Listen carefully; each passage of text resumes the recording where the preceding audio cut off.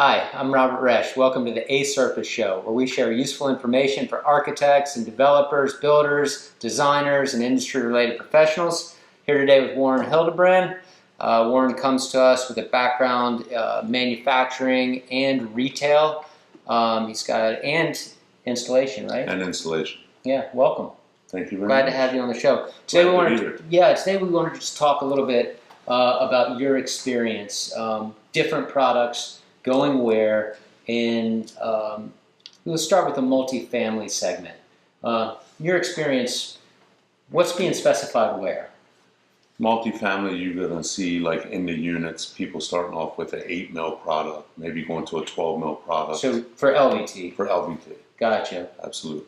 And let's just walk through areas. What products typically, and let's just say market rate, multifamily housing, what's the trend for different products in different locations? What are you seeing? I would see that the biggest trend would probably be an 8 mil product for the residential units, and then in the commercial areas or the public spaces going to a 20 mil product. Well, what about other products other than LVT? You would say carpets probably still got it's losing its share, daily because of LVTs. You got some units that might go with a hardwood. Got ceramic tiles in the bathrooms. So let's put it another way. You drive up to a multifamily project. You walk through the front doors. You've got the common area. You got your elevator lobbies. You got your corridors. And in your experience, the market's changed, hasn't it? The market's definitely changed. Yeah. What are you seeing today? In the common areas, in your higher end places, in your A units, you're seeing more marbles, granites, and hard surface to that aspect. A lot of people are getting more into porcelains, right? That mimic the marble or higher end stone looks. And then you have a lot of people that are putting less carpet in corridors and going more with LVTs. Sure. Durability wise, it makes more sense for long-term value. Yeah, we've been looking at that a lot, and we see different specs and different designs coming through, and it's oftentimes we're asked to make recommendations as to what's most suitable where. We'll have designers and architects contact us and give our recommendations, but with your practical experience on the installation and also working with like project management companies doing replacement work, absolutely. Right? Are you finding that we're getting away from carpet in corridors? I would say not as much in the corridors as in the units. Yeah, obviously the units for sure. But a lot of management companies are definitely getting where they're doing more with the corridors with LVTs. LVTs. And basically in the units they'll get a substantial more turns out of the unit to go with a hard surface or a LVT. Sure. Rather than with the carpet. So carpet's becoming a dying breed in that aspect. Yeah, understood.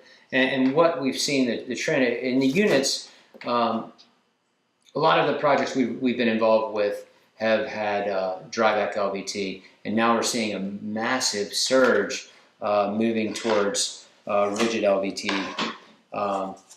products, only because, in theory, I'm thinking, and correct me if I'm wrong, but if you have a perfect floor and you don't need any soundproofing, then a dryback's a great option, right? Absolutely. You just come in, glue it, you cut it with a knife, right? Absolutely. And work your way through.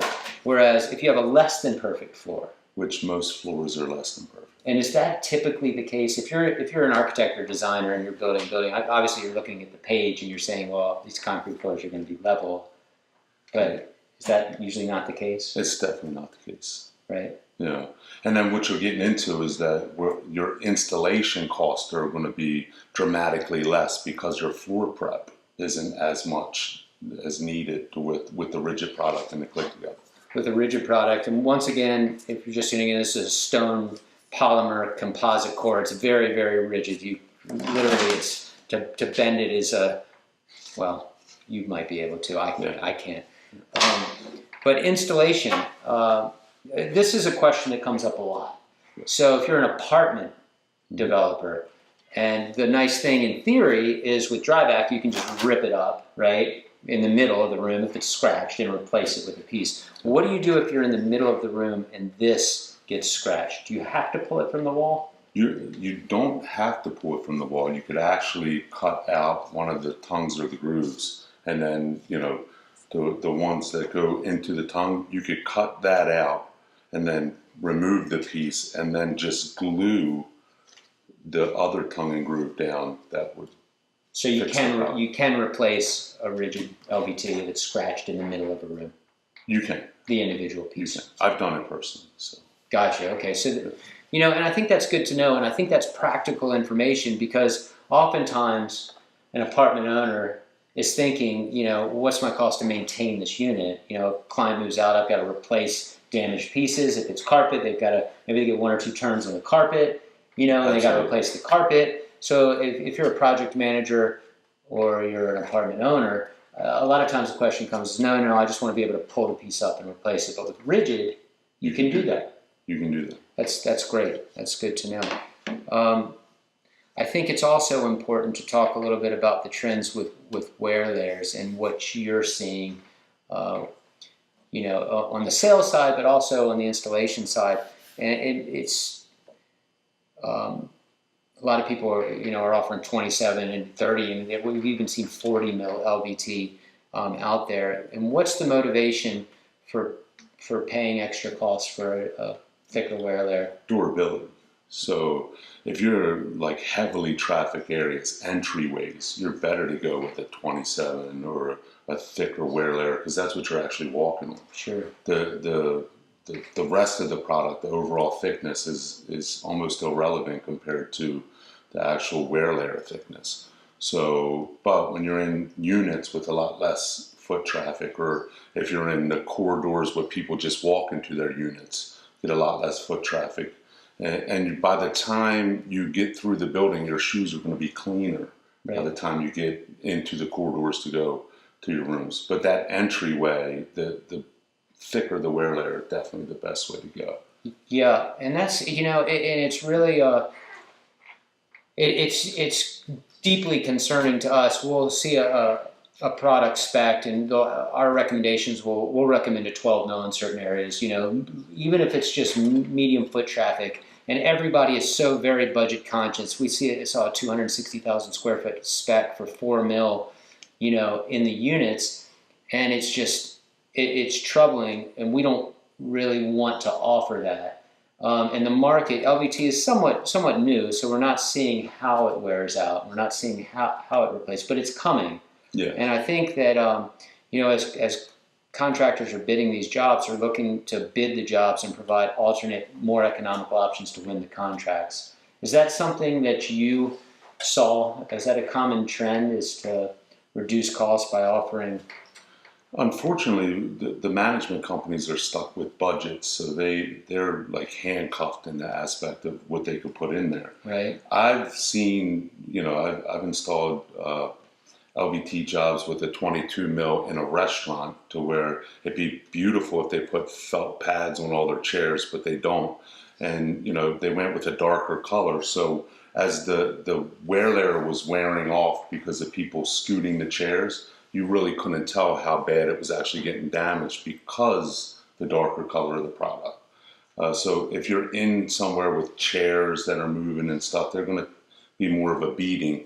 And unfortunately, inside the units, you can't get people to put felt on all their chairs. Right. So, you know, that would be one way to get beyond how it's going to wear out. But overall foot traffic in hallways and corridors, you don't get as many people rolling things or scraping things across it. Sure. So, you know, you'd be okay with a 20 mil product. Gotcha. You know? That's an interesting question, too, because this has come up a lot, and it's come up just recently, is we're looking outside of elevators. Everyone on a hall that lives on a hall goes to that elevator. You know, every single person that comes and goes, and every single person that's bringing furniture in has to come across that area. So, you know, I was looking at a project recently, and we were trying to decide the best material for elevator landings, especially on the lower floors, and where everybody in the building comes through the garage to go to the elevator, comes out to go to the garage. Absolutely. Would you recommend LVT in those areas, those landings? I would. Yeah. I would go with a thicker wear there, but Yeah, of I course. definitely would. And another benefit is me and you personally went and looked at a job, and it's an animal-friendly building. So animals having accidents in the corridors to where with carpet, it's going to create an issue. Carpet is a natural breeding ground for everything we don't want in the air, which Right. is bacteria and molds and things like that. To where with a moisture-resistant product, you know, your dog has an accident, you wipe it up, and no harm, no foul. Sure. So, Well, that's great. A lot of useful information there, Warren. I appreciate you joining us today. yeah, thank you for having me. Yeah. If you'd like to learn more information, you'd like to know more about LVT and its uses, if you'd like a LVT chain set for our rigid LVT, click the button below. We'll be happy to send one to you.